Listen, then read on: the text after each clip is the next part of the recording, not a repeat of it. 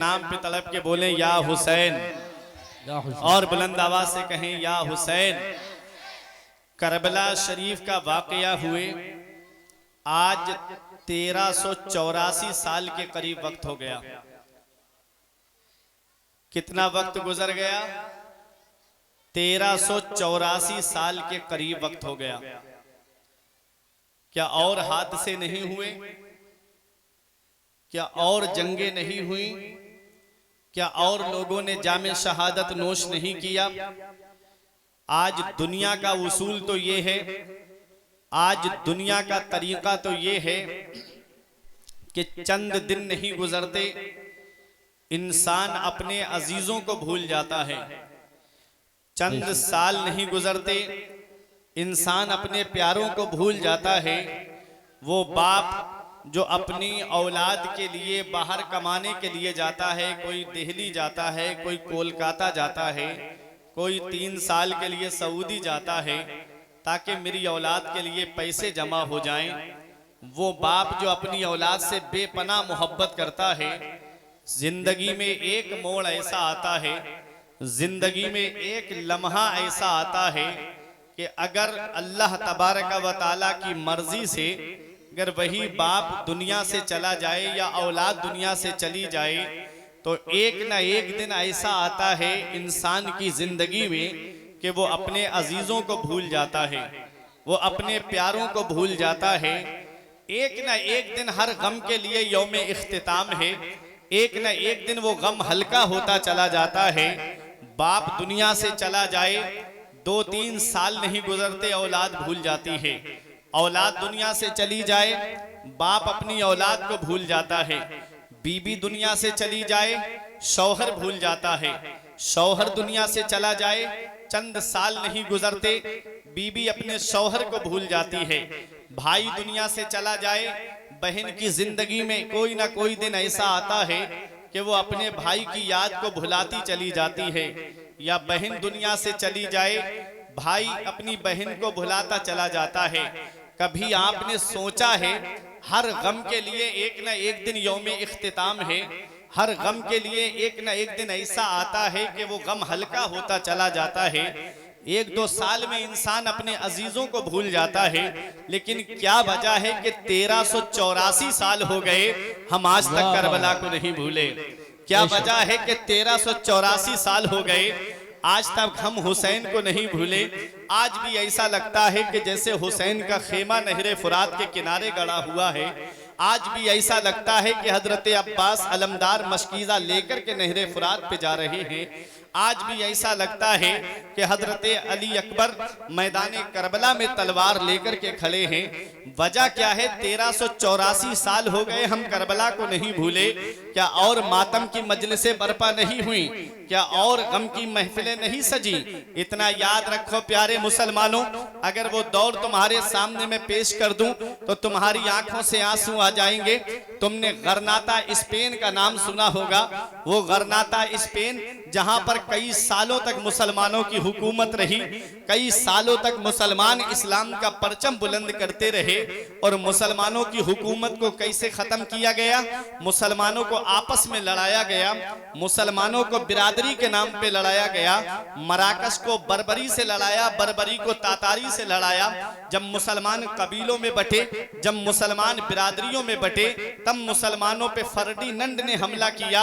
आखिरी बादशाह अबू अब्दुल्ला गुजरा है जो उनके हमले की ताब न ला सका और उन ईसाइयों के सामने उसे हथियार डालने पड़ गए। अबू अब्दुल्ला ने पहाड़ पे चढ़कर के अपनी कौम को एक खुतबा दिया था, मेरी कौम मैं तेरा मुजरिम हूं, मैंने तेरा सौदा ऐसे शख्स के हाथ कर दिया है कि आज के बाद हो सकता है कि वो अपने वादों पे पूरे ना उतरे। हो सके तो अपने इस बेटे को माफ कर देना, आज के बाद तुम अपने बेटे को इस अबू अब्दुल्ला को नहीं देखोगे। ये कहा और पहाड़ियों में जाकर के कहीं चला गया, फिर उसका कोई नामो निशान नहीं चला। इधर अबू अब्दुल्ला के जाने के बाद ईसाइयों ने क्या किया, फर्डिनंड ने क्या किया, मुसलमानों के कश्ती में बिठा करके समंदर के दूसरे किनारे भेज रहा था। बीच समंदर में कश्तियां डिबो दी गईं और मुसलमानों को बीच समंदर में डिबो करके मार दिया गया। मुसलमानों के छोटे छोटे बच्चे बचे थे 4000 या 6000 के करीब। उन बच्चों को एक मैदान में जमा करा के उनके ऊपर फर्डिनंड ने घोड़े दौड़वा दिए। कितने बच्चे घोड़ों की टापों के नीचे आए होंगे, कितनी मातम की मजलिसें सजी होंगी, कितनी माओ की चीखें निकली होंगी, कितनी माओ की गोदे सूनी हुई होंगी, कितनी माओ की आहें निकली होंगी।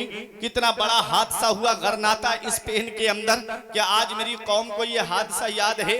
आज मेरी कौम इस हादसे को भूल गई। दूर क्यों जाते हो? बगदाद की तबाही का जिक्र आपने सुना होगा। जब हिलाकू खान ने कसम खाई थी कि तब तक चैन से नहीं बैठूंगा जब तक मुसलमानों के सरों का मीनार नहीं बना दूंगा और आखिरी खोपड़ी में जाकर के शराब पीऊंगा।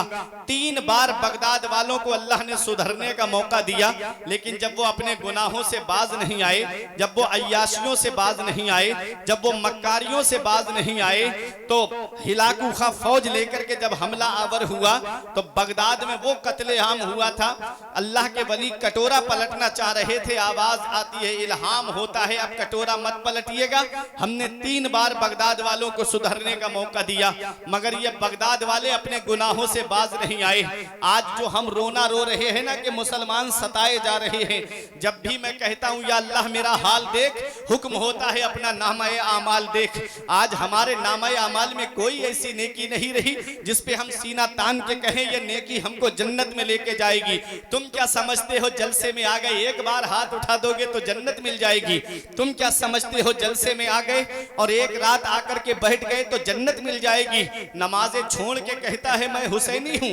बता हुसैन ने कब फर्जे ऐन छोड़े हैं? मेरे अजीज में पहुंचा हूं इस नतीजे पर, नमाज छोड़ दी समझो हुसैन छोड़े हैं। आज हम दावा करते हैं कि हम जन्नत में जाएंगे। रब कुरान में फरमाता है अम हसिबतुम अन तदखुलुल जन्नता, क्या तुम ये गुमान करे बैठे हो कि जन्नत तुम्हें इतनी आसानी से मिल जाएगी? जन्नत मिलना इतना आसान नहीं है जितना आज हमने सोच रखा है।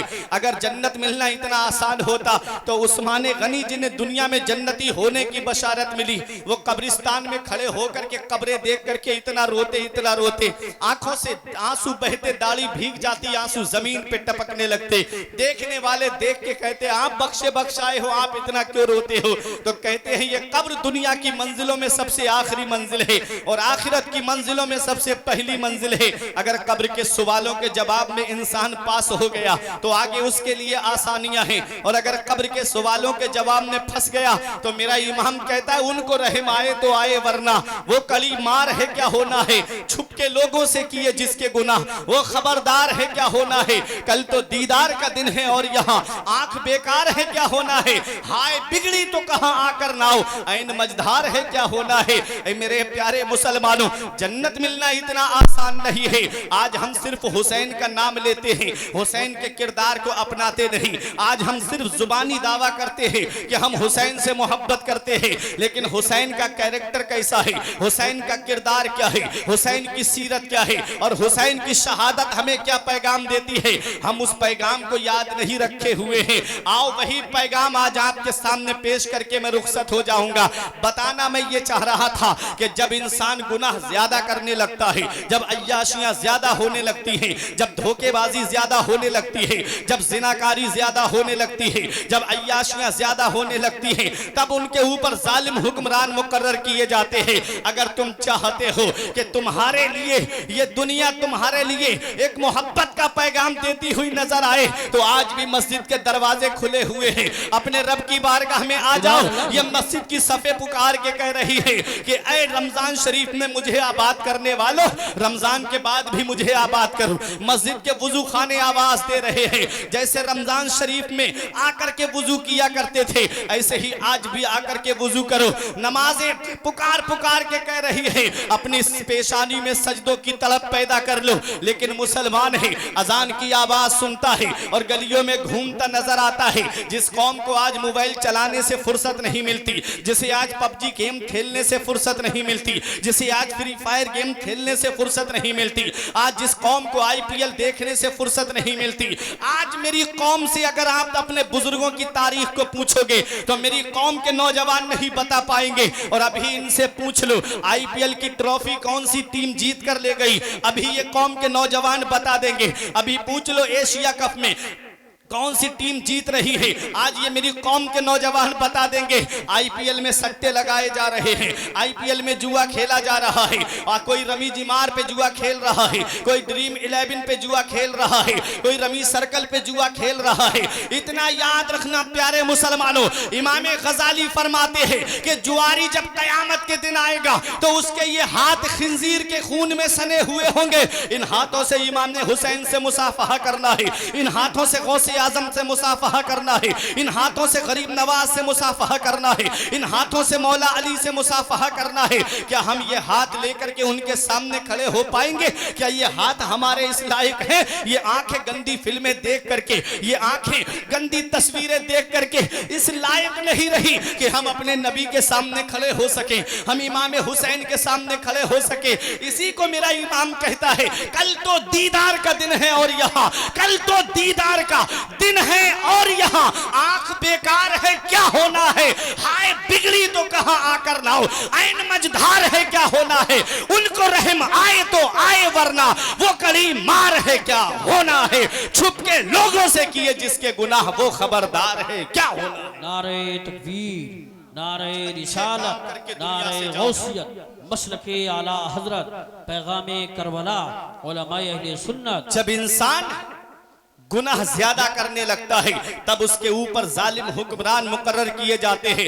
देख लो बगदाद की तबाही, हिलाकू खान ने ऐसा कत्ले आम किया था बगदाद के अंदर कि मुअर्रिखीन लिखते हैं 1 महीने तक दरिया दजला का पानी मुसलमानों के खून से सुर्ख रहा, और जब सुर्खी खत्म होती है तो किताबों की सियाही नजर आने लगी। जो किताबें हमारे बुजुर्गों ने मेहनतें करके लिखी उन किताबों को दरिया दजला के अंदर डाल दिया गया। आप ये भी तारीख मेरी कौम के नौजवान भूल गए। अरे दूर क्यों जाते हो, चलो मैं आपको कानपुर लेकर के चलता हूं। कानपुर में शहीदों वाली एक मस्जिद है, वहां पर क्या हुआ, जब अंग्रेजों ने हिंदुस्तान पे कब्जा किया, मुसलमान मस्जिद बना रहे थे। अंग्रेज बोले मस्जिद नहीं बनाने देंगे, मुसलमान बोले हम बनाएंगे, अंग्रेज बोले हम रोकेंगे। मुसलमानों ने कहा तुम रोक के दिखाओ, अंग्रेज बोले तुम बना के दिखाओ। मुसलमानों ने सोचा हम पे गोली चला दी जाएगी, तो छोटे छोटे बच्चे आगे बढ़ा दिए, छोटे छोटे बच्चे आगे बढ़े। जब मस्जिद की तामीर कर रहे थे 17 राउंड गोली चलाई गई उन बच्चों के ऊपर, वो बच्चे वहीं शहीद हो जाते हैं।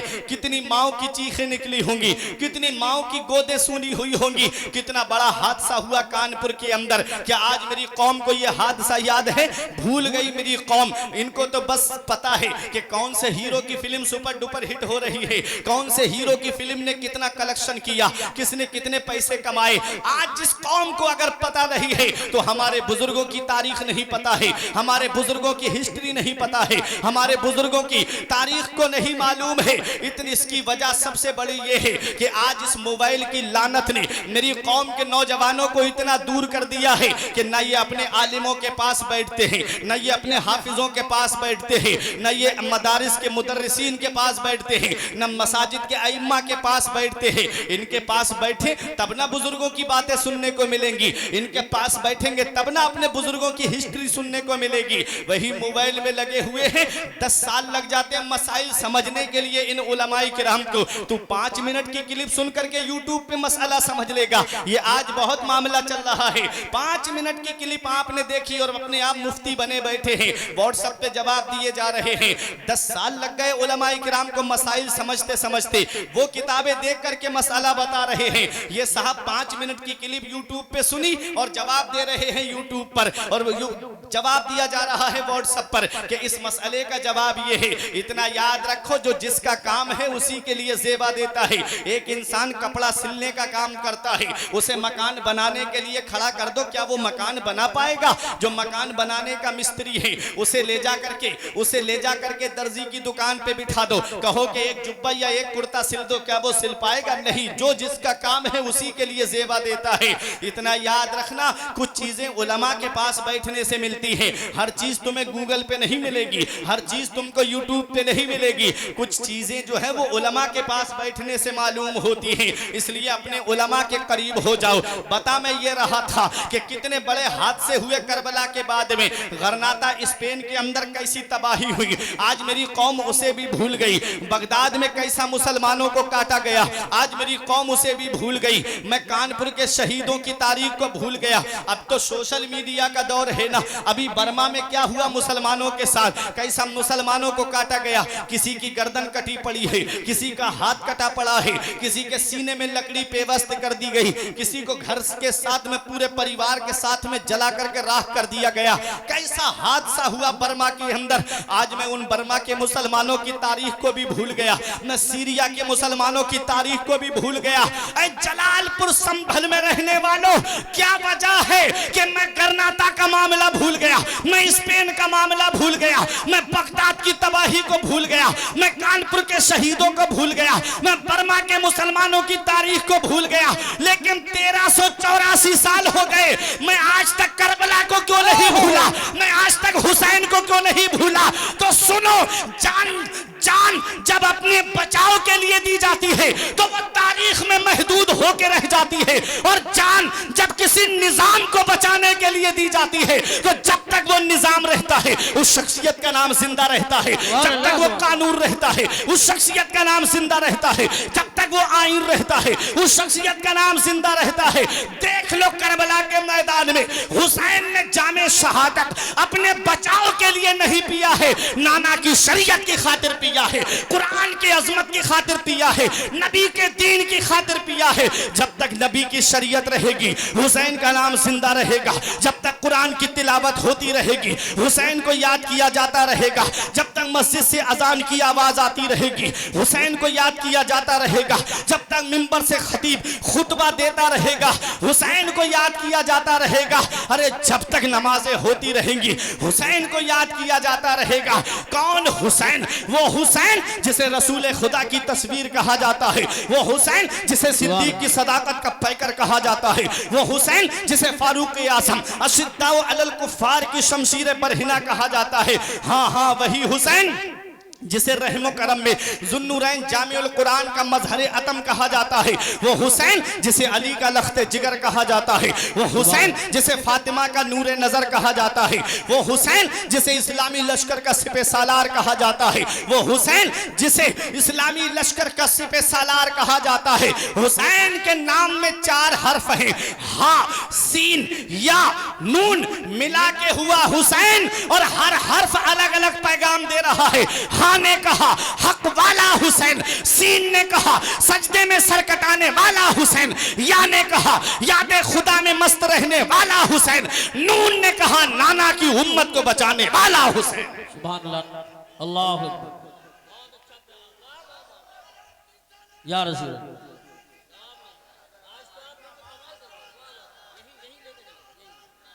सुभान अल्लाह, सुभान अच्छा पेश कर रहे हैं। सुभान अल्लाह। कौन हुसैन? अभी मैं बताऊंगा आपको कौन हुसैन है। क्या बात है। इस्लाम था, इस्लाम है, इस्लाम रहेगा। बेशक। कुरान था, कुरान है, कुरान रहेगा। इस्लाम की गर्दन पे हुसैन इब्ने अली का एहसान था, एहसान है, एहसान रहेगा। आज जिस इस्लाम के हसीन गुलशन में हम सांसें ले रहे हैं, ये इस्लाम इतनी आसानी से हम तक नहीं पहुंचा। ये इस्लाम बड़ी कुर्बानियों के बाद हम तक पहुंचा है, इस्लाम बड़ी परेशानियों के बाद हम तक पहुंचा है। ऐ जलालपुर संभल में रहने वालों, हम मुसलमान, हमारा बाप मुसलमान, हमारे दादा मुसलमान, हमने एक मुस्लिम घराने में आंखें खोली है, इसलिए हमको इस चीज का एहसास नहीं है कि ये इस्लाम फैलाने के लिए हमारे बुजुर्गों ने कितनी परेशानियों का सामना किया है, हमारे बुजुर्गों ने कितनी दिक्कतों का सामना किया है। अगर तारीख का वो बाब आपकी निगाहों के सामने रख दिया जाए तो आपकी आंखों से आंसू निकल पड़ेंगे। जब मेरे आका इस इस्लाम की तबलीग के लिए अपने हुजरे से बाहर तशरीफ लाते हैं, नबी के रास्ते में कांटे डाल दिए गए, और ऐसे ऐसे नुकीले कांटे कि अगर वो पाए मुबारक में लग जाएं तो तलबा तोड़ करके ऊपर निकल आए। उस वक्त अगर मेरे आका अपने हुजरे में वापस तशरीफ ले जाते और ये कहते अपनी कौम से, लोगों मैं तुम्हारे लिए जन्नत का रास्ता सीधा कर रहा हूं और तुम मेरे रास्ते में कांटे बिछा रहे हो। अगर ये कह के आका अपने हुजरे में वापस तशरीफ ले जाते तो आज ये इस्लाम हम तक नहीं पहुंचता, आज ये मजहब हम तक नहीं पहुंचता, आज ये शरीयत हम तक नहीं पहुंचती। उस वक्त मेरे आका ने फरमाया, ऐ मक्के वालों, तुम मेरे रास्ते में कितने भी कांटे बिछाते रहो, मैं तुम्हारे रास्ते में फूल बिछाता रहूंगा। मेरे आका तबलीग के लिए जैसे ही बाहर निकले, एक जालिम ने ऐसा पत्थर का निशाना बांध करके मारा कि मेरे आका की मुकद्दस पेशानी पे आकर के पत्थर लगा। वो मुकद्दस पेशानी मेरा इमाम बरेली से पुकार के कहता है, जिसके माथे शफाअत का सेहरा रहा, जिसके माथे शफाअत का सेहरा रहा, उस जबीने सआदत पे लाखों सलाम। वो मेरे आका की मुकद्दस पेशानी, उससे खून छलक पड़ा। आका अपने हुजरे में तशरीफ लाए। बाप हो तुम, औलाद वाले हो, बेटियों को बाप से एक अलग मोहब्बत होती है। हजरत फातिमा की नजर पड़ी, तड़प गई हजरत फातिमा। दूसरी शहजादियों ने देखा, रोने लगी। मेरे आका की शहजादियों की आवाज सुन करके उम्मुल मुमिनीन हजरत खदीजतुल कुबरा हुजरे से बाहर आई। देखा आका की मुकद्दस पेशानी से खून निकल रहा है। कपड़ा पानी में भिगो करके मुकद्दस पेशानी से खून को साफ किया। आज की औरत होती तो कह देती, आपको क्या पड़ी है ये परेशानी उठाने की? अगर ये कौम जहन्नम में जाना चाहती है तो इसे जाने दीजिए, आप अपने हुजरे में आराम कीजिए। वो उम्मुल मुमिनीन हजरत खदीजतुल कुबरा थी। अर्ज करती है, या रसूल अल्लाह, अल्लाह आपकी मेहनतों को जाय नहीं फरमाएगा। मेरे आका से पूछा गया, या रसूल अल्लाह, आपकी जिंदगी का सबसे कठिन दिन कौन सा है? तो मेरे आका फरमाते, मैं ताइफ का मैदान आज तक नहीं भूला। मेरे प्यारे मुसलमानों, ताइफ का वो मैदान जहां मेरे आका तबलीग इस्लाम के लिए तशरीफ ले गए तो काफिरों ने मेरे आका के ऊपर पत्थरों की बारिश कर दी। और ऐसे पत्थरों की बारिश हुई कि तारीख में लिखा है कि एक पाए मुबारक पे आकर के पत्थर लगता, आका अपने उस पाए मुबारक को उठा लेते, दूसरे पैर में आकर के पत्थर लग जाता। अल्लाह अकबर। नबी की नालैन शरीफ खून से भर गई थी। आका एक बाग के अंदर तशरीफ ले गए। हवा के फरिश्ते ने कहा, आका मुझे इजाजत दे दो, इन ताइफ वालों को पहाड़ों से टकरा के मार दूंगा। पानी के फरिश्ते ने कहा, आका इजाजत दे दो, मेरी हुकूमत समंदर की लहरों पर है, मेरी हुकूमत बारिश पर है, आप मुझे इजाजत दें, मैं इतना पानी बरसाऊं ये ताइफ वाले यही डूब करके मर जाएं। एक फरिश्ते ने कहा, या रसूल अल्लाह, मुझे इजाजत दीजिए, ये ताइफ दो पहाड़ों के बीच में बस्ती आबाद है, पहाड़ मिला देता हूं, यही पिस करके मर जाएंगे। उस वक्त मेरे आका ने फरमाया, ए फरिश्तों, मैं इस दुनिया में कहरो गजब बनकर नहीं आया हूँ, मैं तो रहमतुल्लिल आलमीन बनकर आया हूँ, मैं तो गरीबों को सीने से लगाने के लिए आया हूँ। आज जो कौम मुझे नहीं पहचान रही है, मैं इनकी पेशानियों में उन चेहरों को देख रहा हूँ, इनकी आने वाली नस्लें मुझे जरूर पहचानेंगी, इनकी आने वाली नस्लें मुझे जरूर जानेगी कि मैं अल्लाह का रसूल हूँ। फिर दुनिया ने वो मंजर भी देख लिया, जो कौम मेरे नबी के रास्ते में कांटे बिछाती थी, जो कौम मेरे नबी के ऊपर पत्थरों की बारिश करती थी, उसी कौम की औलाद मेरे नबी के नाम पे गर्दन कटाती हुई नजर आई। मेरा इमाम पुकार के कहता है, हुस्ने यूसुफ पे कटी मिस्र में अंगुश्ते जना, सर कटाते हैं तेरे नाम पे मर्दाने। सुभान अल्लाह। नारे तकबीर, नारे रिसालत, नारे गौसियत, मसलके आला हजरत उलमाए अहले सुन्नत। फिर वो दौर भी आया कि मेरे आका हरम शरीफ में नमाज पढ़ रहे थे, मेरे आका की पुश्ते मुबारक पर ऊंट की ओजड़ी रख दी गई और काफिर ऐसे हंस रहे थे, रिवायतों में मिलता है कि इतना ठट्टा मार करके हंस रहे थे कि एक दूसरे पे गिरे जा रहे थे। हजरत फातिमा ने आकर के वो ऊंट की ओजड़ी हटाई, कितनी परेशानियां उठाई मेरे आका ने ये इस्लाम हम तक पहुंचाने के लिए। लेकिन आज ये कौम अपने नबी को भूल गई, आज इस कौम ने अपने नबी को फरामोश कर दिया। जो कौम 2.5 घंटे की फिल्में बैठ करके देख ले और नबी के जिक्र की महफिल में 1 घंटा ना बैठे और दावा है नबी के नाम पे गर्दन कटा देंगे, नबी के नाम पे अपनी गर्दनें कटा देंगे, झूठा दावा है, झूठी है मोहब्बत तेरी। इतना याद रखना प्यारे मुसलमानों, नबी से सच्ची मोहब्बत करो, नबी से सच्चा प्यार करो। जो कौम अपने नबी से सच्ची मोहब्बत नहीं करती, उस कौम का नाम सफाए हस्ती से मिटा दिया जाता है। न संभलोगे तो मिट जाओगे हिंदी मुसलमानों, तुम्हारी दास्ता तक भी न होगी दास्तानों में। हमें करनी है शहंशाह बतहा की रजा जोई।